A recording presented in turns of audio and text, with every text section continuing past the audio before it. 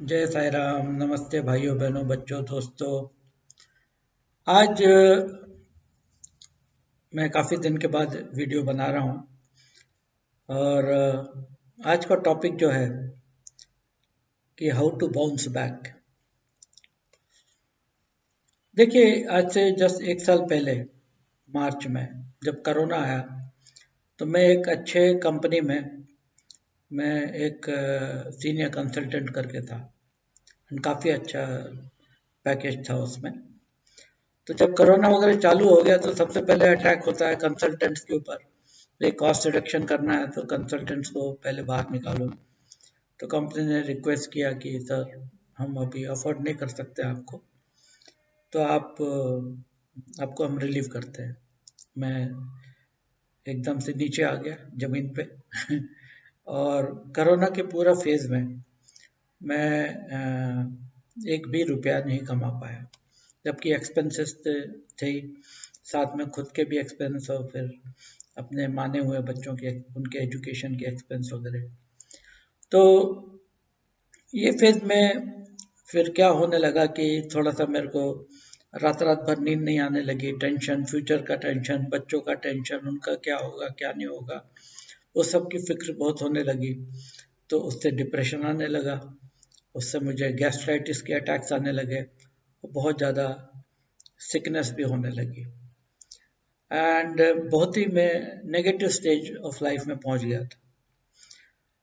तो अभी मेरे सामने एक क्वेश्चन था कि मैं वापस कैसे बाउंस बैक करूं, क्योंकि मैं बाउंस बैक करके खड़ा होऊंगा तो मैं अपने बाकी बच्चों को भी सपोर्ट कर पाऊंगा और उनको भी खड़ा कर पाऊंगा लाइफ में। तो ये ज़रूरी है कि मैं खुद अपने आप को पहले संभालूं। तो दोस्तों, मैंने ये स्टडी किया कि मेरे में स्ट्रेंथ क्या है और आज 62 ईयर्स में मेरी वीकनेसेस क्या है। हर इंसान में कोई स्ट्रेंथ और वीकनेस होती है। फिर मैंने सोचा कि हमारे ही फील्ड में मैं ऐसा कुछ क्यों ना सीखूं जो कि एक वैल्यू एडिशन हो और जो कि बहुत सारे लोग जिसके बारे में नहीं जानते हों। तो मैं काफ़ी आर्टिकल्स वगैरह जो हमारे फील्ड के लिखने लगा और लिंक्डइन के ऊपर पोस्ट करने लगा। लिंक्डइन फेसबुक जैसा होता है प्रोफेशनल के लिए। और उसमें से एक मैगजीन ने पढ़ा उसको। वो मैगजीन ने बोला, सर आप इतने अच्छे आर्टिकल लिखते हो, आप हमारे लिए आर्टिकल लिखो, हम आपका फ्री एडवर्टाइजमेंट हमारे मैगजीन में देंगे। और वो मैगजीन वर्ल्ड ओवर जाता है, लिंक्डइन भी वर्ल्ड ओवर के ऑडियंस देखता है। फिर एक कंपनी, रशियन कंपनी, उसने मेरे रिसर्च वर्क को देखा और बोला कि सर ऐसा कीजिए, हम अपना सिमुलेशन का एक सॉफ्टवेयर आपको देते हैं, आप उस पर रिसर्च कीजिए, उससे आपको रिसर्च में मदद होगी और हमको हमारा जो सॉफ्टवेयर है उसका ब्रांडिंग अच्छा होगा। तो मैंने ठीक है, 30% रॉयल्टी पे मैंने वो सॉफ्टवेयर ले लिया। एंड उसके बाद में मैं, जो सॉफ्टवेयर आता नहीं था मुझे चलाने का, फिर भी कहीं ना कहीं से यूट्यूब से इधर से उधर से लोगों से पूछ पाछ के चालू किया उसको यूज़ करना। और भाइयों बहनों, रात के 4-4, 5-5 बजे तक मैं उसके ऊपर मैं रिसर्च करते गया और लिंक्डइन के ऊपर मैं पोस्ट करते गया और अपने आर्टिकल्स मैगजीन्स में देते गया। और इतनी व्यूअरशिप उसकी बढ़ गई कि लोग मतलब वेट करने लगे कि मेरा नेक्स्ट आर्टिकल कब आएगा। तो फिर मैंने दूसरा अपने डिप्रेशन के लिए मैंने खूब योगा ट्राई किया, फिर मंत्र पढ़ना ट्राई किया, एट्सेट्रा एट्सेट्रा, बट कुछ भी इफेक्टिव उतना नहीं हो रहा था। देन मैंने कहा कि why not consult a good psychiatrist. तो मैं साइकेट्रिस्ट के पास गया और कंसल्ट किया। उन्होंने बिल्कुल राइट मेडिकेशन डायग्नोसिस करके मुझे दी और वो मेडिकेशन से मुझे काफ़ी इम्प्रूवमेंट होने लगा है। फिर भी एक्सरसाइज भी बढ़ा दी सो दैट धीरे धीरे मेडिकेशन का डिपेंडेंसी कम कर दूँ। इसलिए अभी 1 घंटा एक्सरसाइज भी करता हूँ, 1 घंटा सिंगिंग करता हूँ। बट ऊपर से फिर मैं काफ़ी हार्ड वर्क अपने सॉफ्टवेयर पे करता हूँ। अब ये सॉफ्टवेयर को चलाने के लिए मुझे कैड कैड होता है इंजीनियरिंग में डिज़ाइनिंग सॉफ्टवेयर, उसका नॉलेज नहीं था। तो मेरे पड़ोस में एक लड़का है, उसको रोज़ बुला के उसको मस्का लगा के उससे रोज़ थोड़ा थोड़ा थोड़ा सीखने लगा, क्योंकि मेरे उम्र में कंप्यूटर रिलेटेड स्किल जो है बहुत जल्दी सीख नहीं पाता हूँ मैं। तो इसके लिए रोज छोटा छोटा छोटा छोटा टूल सीखते रहता हूँ और उसको प्रैक्टिस करते रहता हूँ। तो आज इतना हो गया है कि मैं इंडिपेंडेंटली अपना डिज़ाइन बना के उसका सिमुलेशन कर सकता हूँ इंडिपेंडेंटली। अब ये हुआ कि लोगों ने उसको देखना चालू किया, तो अब अपने आप से कुछ कंपनीज ने मेरे को ऑफर किया कि आप हमारे लिए सिमुलेशन करो, विल पे यू। तो अब घर बैठे लोगों के लिए मैं सिमुलेशन कर रहा हूँ and they have started paying me. ऊपर से कुछ कंपनी बोले कि आप हमारे कंपनी में आइए, इतने घंटे बैठिए तो आपको हम उसका मुआवजा देंगे, रेम्यूनरेशन देंगे। तो इस तरीके से क्या हुआ भाइयों बहनों कि मेरे पास दो रास्ते थे। एक तो रिटायर होने का और दूसरा रास्ता था कि नहीं कुछ अलग से करने का। और मैंने अलग से टूल्स सीख के, जो मैंने टूल्स सीखे हैं और सॉफ्टवेयर वाले लोग समझते होंगे ये टूल्स क्या है, वो सीख के मैंने अपनी एम्प्लॉयबिलिटी बढ़ा दी, मतलब एबिलिटी टू गेट एम्प्लॉयड मैंने इम्प्रूव कर दी। तो आज मैं उन लोगों में से हूँ, चंद लोगों में से हूँ जिसके पास ये सॉफ्टवेयर है और ये जो सिमुलेशन कर सकता है।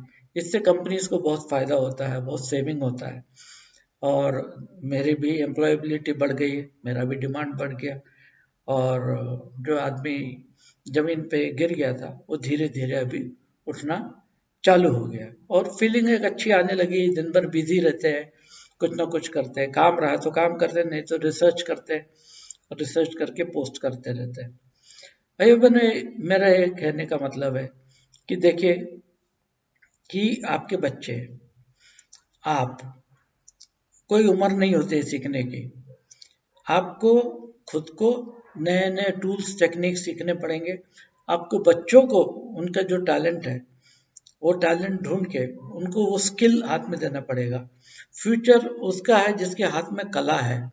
अभी मैंने एक बच्ची को जो इंजीनियर थे, बी इलेक्ट्रिकल इंजीनियर, उसको जॉब नहीं मिलता था, तो उसको मैंने लैक्मे इंस्टीट्यूट में डाल के कोर्स कराया, स्किन केयर का, हेयर केयर का, फेशियल मेकअप का। उसके बाद में उसको और एक कोर्स कराया पर्सनालिटी डेवलपमेंट का। फिर एक ब्रिटिश कोर्स कराया उसको on how to make chemicals, cosmetics. और उसके बाद वो चली गई।